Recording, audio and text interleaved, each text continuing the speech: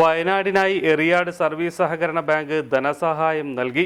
വയനാട് ഉരുൾപൊട്ടലിൽ ദുരിതമനുഭവിക്കുന്നവർക്കായി എറിയാട് സർവീസ് സഹകരണ ബാങ്ക് 2 ലക്ഷം രൂപയും ജീവനക്കാരുടെ ഒരു ദിവസത്തെ ശമ്പളവും കയ്പമംഗലം MLA E.T. ടൈസൺ മാസ്റ്റർക്ക് bank president PS Mujeeb Rahman കൈമാറി. അവർക്ക് ഈ കേരളം ഒന്നിക്കുകയാണ്.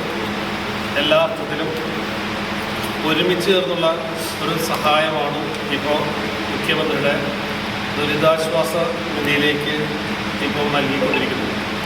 ഇവിടെയാണെങ്കിൽ ജീവനക്കാരുടെ വേതനം, ഒപ്പം തന്നെ ബാങ്കിൻ്റെ പുതുതന്മാ ഫണ്ടിൽ നിന്ന് 2 ലക്ഷം രൂപ ഉൾപ്പെടെ കൈമാറുകയാണ്.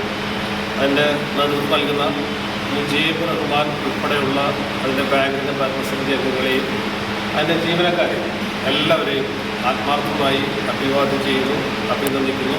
കേരള സർക്കാരിന് വേണ്ടി ഈ തുക ഏറ്റുവാങ്ങുന്നു.